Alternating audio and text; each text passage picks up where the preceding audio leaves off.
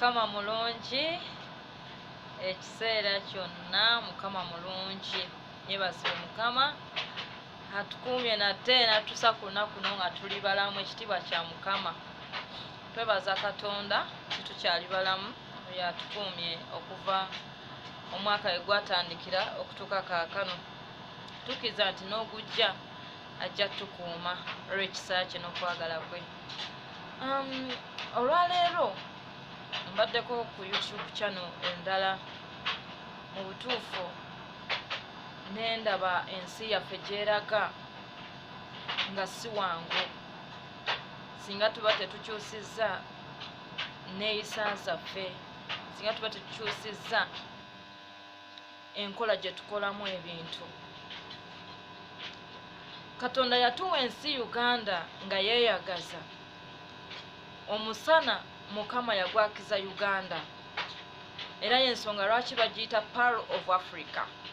But right now Uganda efuuse kwegamba nsi ya kuyiwa musaayi, ensi eweddemu okusaasira, ensi eweddemu emirembe, ensi eweddemu essanyu. Ensi kati eyali ey'ekyokulambula eri efuuse ensi y'amaziga. Omusaayi gukulukuta, abantu bafa. Leero ndabye amawulire ga bukedde ono omukulembeze eyeesimbye ku bwa pulezidenti mu bwa FDC, enkola gye bamukoze ne bamuyiira kaamulali mu maaso. Mu butuufu ensi kati yafuuse yakuyiwa musaayi. Nze ngamba twandikyuse ne tudda eri Mukama. Twenenye tusabire ensi yaffe. Abantu bafa, omusaayi guyiyika. Tege abantu bamenyeka amagulu, abantu bakubibwa, abandi badde bakuumibwa, abantu bafa. Naye lwaki? Ensi eweddemu emirembe. Kati ssaawa zino omuntu atya n'okudda ewaka olw'ebiri mu nsi, atya n'okudda ewaka kuba atya okuyiwa omusaayi. Eno gye tuli tufa, naye ate n'ensi yaffe tufa. Kwegamba tetulina we tuyinza kuyimirira, tetulina we tuyinza kwekweka. Ensi gye twali tuyita for God and my country, kati eri for the blood and our countries. Ensi kati eringa ng'efuuse ey'omusaayi, ensi kati efuuse ey'ekitala.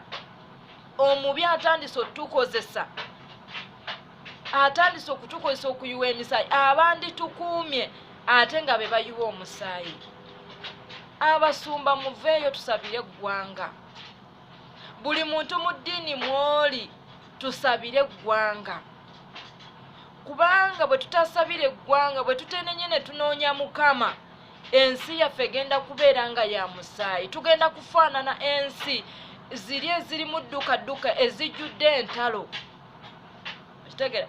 Ezijjudde entalo ze tugenda okubeeramu. Okitegera? Bayibuli egambye mu Kosiya essula ya 4:6 lugamba nti abantu bange bazikiridde olw'okubula okumanya. Bannayi tudde eri Mukama, tudde eri Mukama tusabe twenenye. Abakulembeze, abantu embeera gye balimu, abantu bafa, abantu bayiwa emisaayi, abantu kati batya n'okudda ewaka. Mukama tulinganga abamwerabidde, tuli ku bintu byaffe, buli omu agoba kikye, naye mbagamba tudde eri Mukama. Katonda alina ekyokuddamu, Katonda alina ekyokutaasa.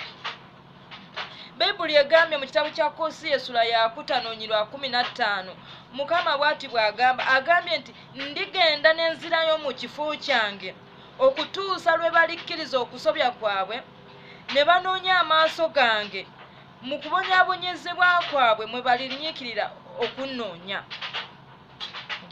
Okusobya kwaffe, okwonoona kwaffe, ensi yaffe kati etandise oyiwa omusaayi, ereetedde Mukama okututunuulira obutunuulizi, ereetedde Mukama okuddayo mu kifo kye.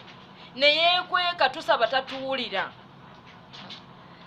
tatuwulira Mukama agambye ayagala kisa so si saddaaka n'okumanya Katonda okusinga ebiweebwayo ebyokebwa. Katonda yeetaaga kisa mu nsi, Katonda yeetaaga mirembe mu nsi. Buli muntu abeere mu nsi ye nga yeeyagala, buli muntu abeere mu nsi ye nga musanyufu. So naye kati ensi efuuse yakuyiwa musaayi, ensi yakulwanagana, abantu battiŋŋana, abantu bakubibwa, abasirikale kati tebakyakola mulimu gwa kukuuma abantu bafa.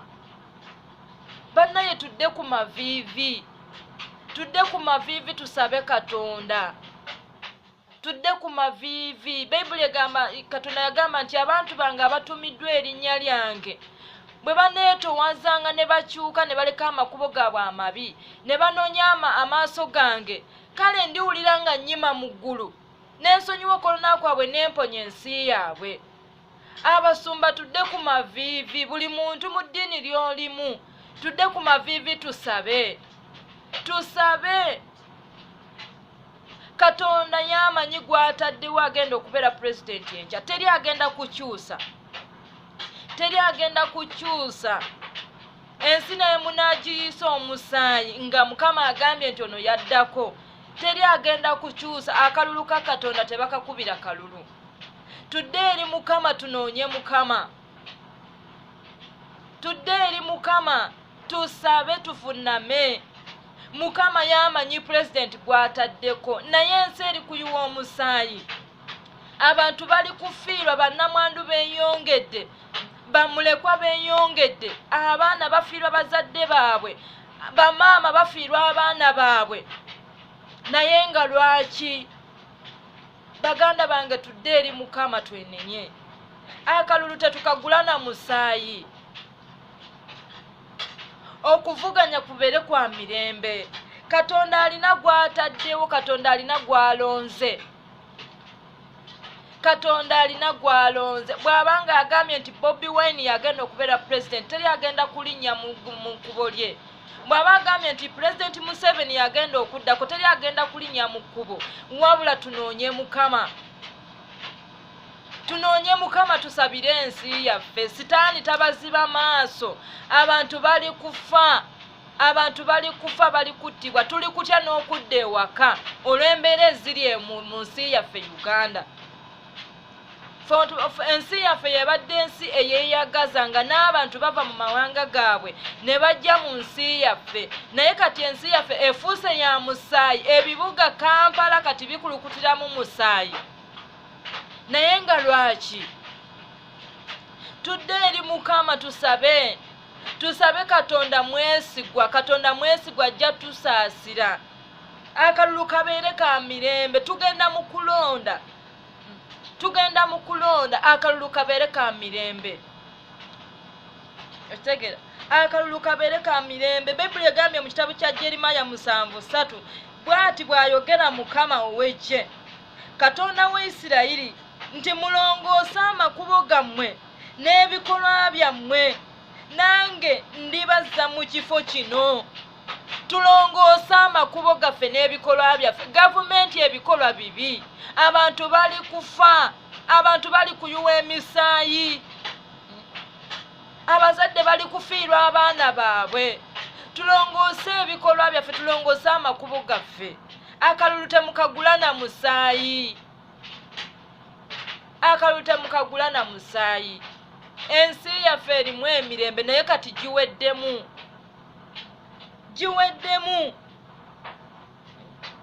Ensi yaffe eyali etunuli kwegamba eyali ensi eyeegombesa kati muwedde emirembe. Olw'ekintu ekigenda ate okukoma enkya. Lwaki tutwengana? Lwaki tufa? Lwaki muyiwa emisaayi? Lwaki mutta abantu? Ensi kati efuuse yakuyiwa musaayi.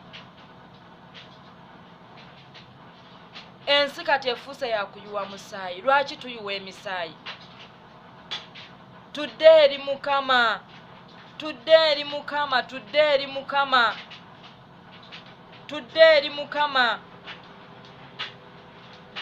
atudde eri Mukama Katonda yalina ekyokuddamu naye neemunatta abantu tekirina kye kigenda kukyusa. Ekibi tokiwangulanga na kibi. Abantu bemuta tebalina musango. Omusaayi gwe muyiwa temugulina musango. Ensi yaffe kati efuuse kattiro.